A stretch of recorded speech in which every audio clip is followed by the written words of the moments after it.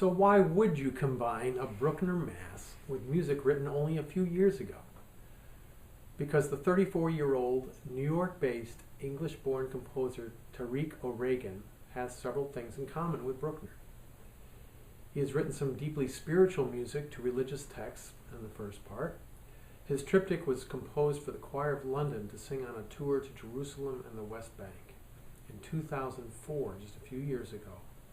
It includes texts from Christian, Jewish, Muslim, Zoroastrian sources, as well as secular poetry by people like Wordsworth, Blake, Milton, Hardy, and even our own William Penn.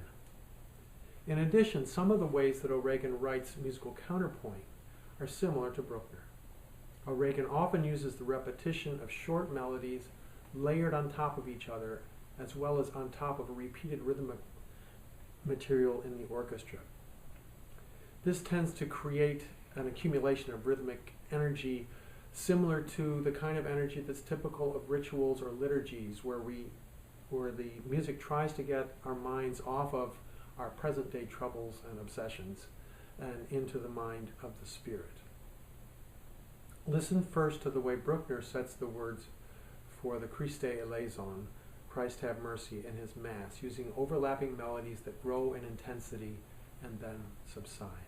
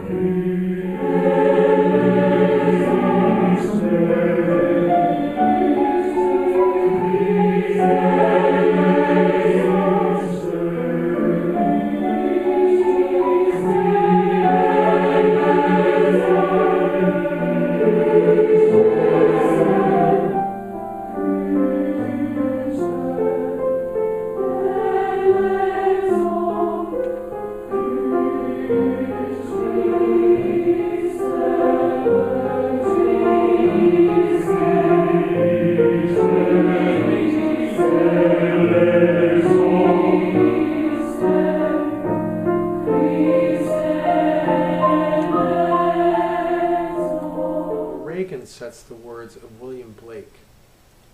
To see a world in a grain of sand and heaven in a wildflower, hold infinity in the palm of your hand and eternity in an hour. First, he has the sopranos and altos sing without words a simple melody.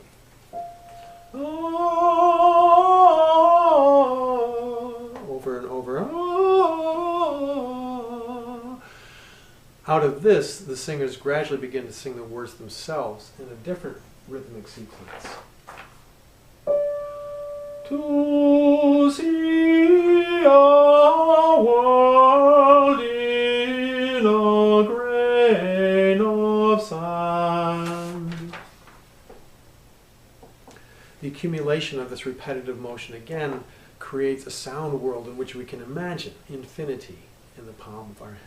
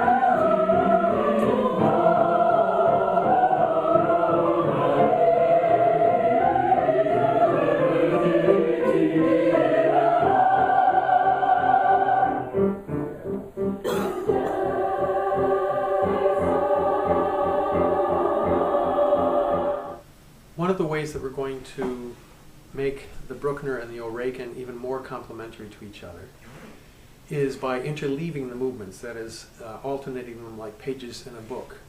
This is very much like the way a liturgical Mass would be set in that, or performed, in that the ordinary parts of the Mass, the Kyrie, the Gloria, the Credo, the Benedictus, and the Agnus Dei, would be sung throughout the course of the Mass, and in between them will be sung other pieces of music setting texts that are particular for that particular day.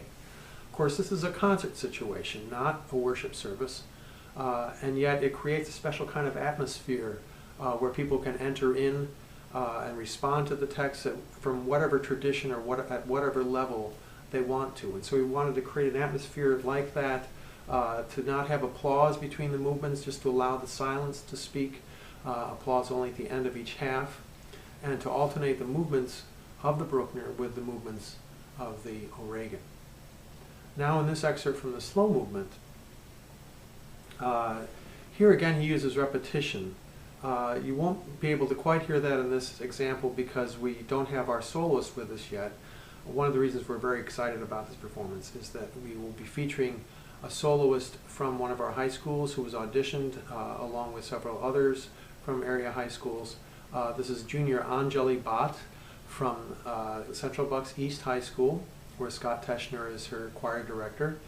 She has a beautiful voice, very expressive young singer, and she will sing a melody that's a setting of a text written by someone named Rabbi Roland Gittleson, who is best known for having written the memorial words that are on the Iwo Jima monument. These are words he wrote for the liturgical setting for Yom Kippur, the Day of Atonement, as we remember them. In the rising of the sun and its going down, we remember them. In the blowing of the wind and in the chill of the winter, we remember them. And there again, there's this litany of different remembrance texts. And for this, O'Regan has a melody that runs throughout. In the rising of the sun and at its going down. And you'll hear that in this section that the choir is working on, interspersed in the midst of a richer harmony and counterpoint.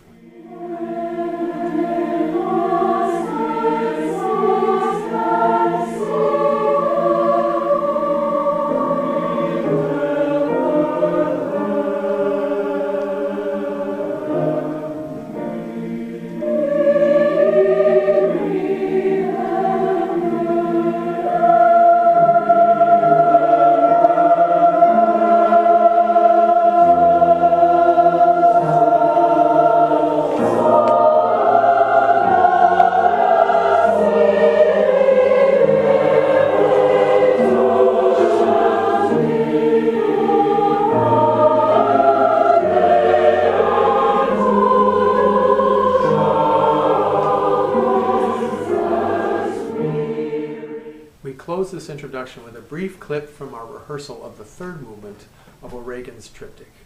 This time it's a challenging but mesmerizing setting of the mystic Sufi text, "So why then should I be afraid? I shall die once again to rise an angel blessed."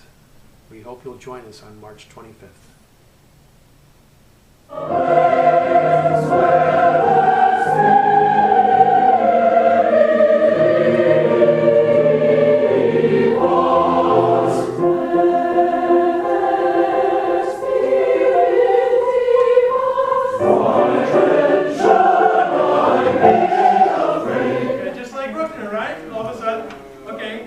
Change of harmony. Right at top of 38, last bar, where their spirit departs. Sopranos did a very, and altos did a very nice job with that.